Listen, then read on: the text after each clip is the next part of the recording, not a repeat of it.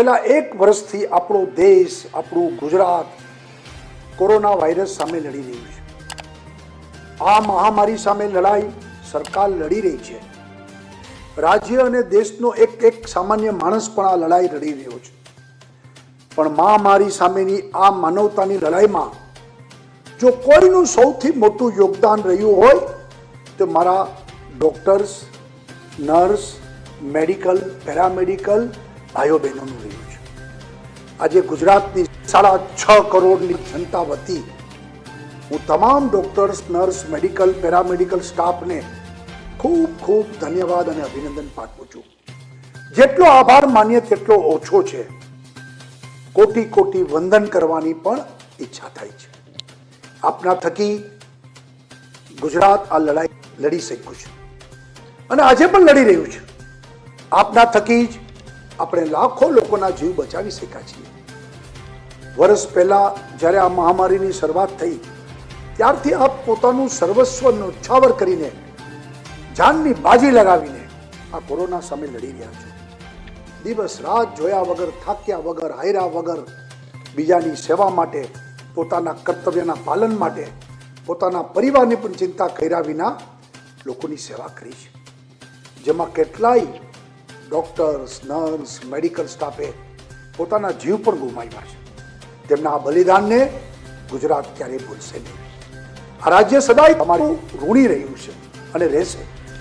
આપના પરિશ્રમ અને સેવાથી જ એક એવો સમય આવ્યો હતો કે જ્યાં આપણે કોરોનાની સામેની લડાઈ લગભગ જીતી ગયા હતા.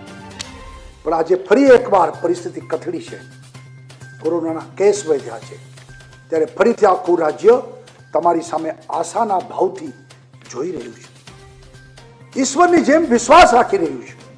આપણા ડોક્ટર, મેડિકલ સ્ટાફ અને આ મહામારીમાં બચાવવા માટે તમારા ઉપર જ એ વિશ્વાસ પડેલો છે. હું આપની મનોદશા સમજી શકું છું, કારણ કે મેં તમારા સંઘર્ષને ઘણા નજીકથી જોયો છે. છેલ્લા એક વર્ષથી આપ કોઈ પણ જાતના વિરામ વગર, થાક્યા વગર એક જ કામ કરી રહ્યા છો. એ પણ કેટલી વિષમ પરિસ્થિતિઓમાં. આપ એક વર્ષથી સામાન્ય જીવન નથી જીવી શક્યા, પરિવાર સાથે સમય પણ નથી વિતાવી શક્યા. આ મુશ્કેલ છે, કોઈ તપસ્યા સમાન છે. તમે જે કંઈ કરી રહ્યા છો તે અસામાન્ય છે, ઐશ્વર્ય છે, ઈશ્વરીય છે. પણ હું જાણું છું કે લડાઈ લાંબી ચાલી છે. અંતમાં તો તમે પણ મનુષ્ય જ છો. સ્વાભાવિક છે કે આટલી લાંબી લડાઈ બાદ થોડીક થકાવટ આવી જાય, ક્યારેક થોડીક નિરાશા પણ આવે. આ સ્વાભાવિક છે. ક્યારેક થઈ જાય કે આ મહામારી, આ કોરોના ક્યારે હટશે. પણ આજે હું તમને ગુજરાતની જનતા વતી થોડી હિંમત, થોડી આશા, થોડી ઉર્જા, થોડો ભરોસો આપવા આવ્યો છું. ગુજરાતની 6.5 કરોડ જનતા તમારી સાથે છે.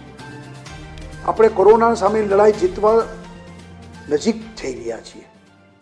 અવશ્ય આપણો વિજય થવાનો છે.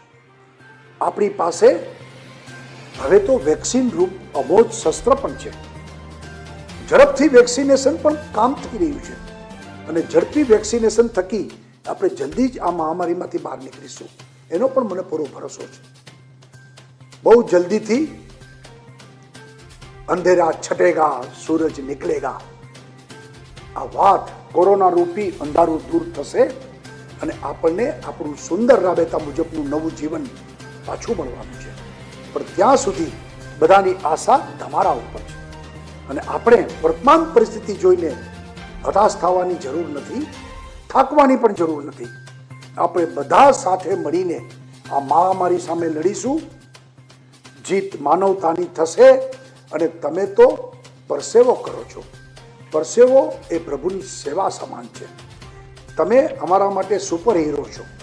તમે અત્યાર સુધી 3,20,000થી વધુ દર્દીઓની સેવા કરીને કોરોનાથી બચાવી અને ઘરે પાછા મોકલ્યા છે. આ તમામ દર્દીઓ, એમના પરિવારના લોકો, તમામ ગુજરાતીઓની પ્રાર્થના, એ તેમની શક્તિ એ તમારી સાથે છે.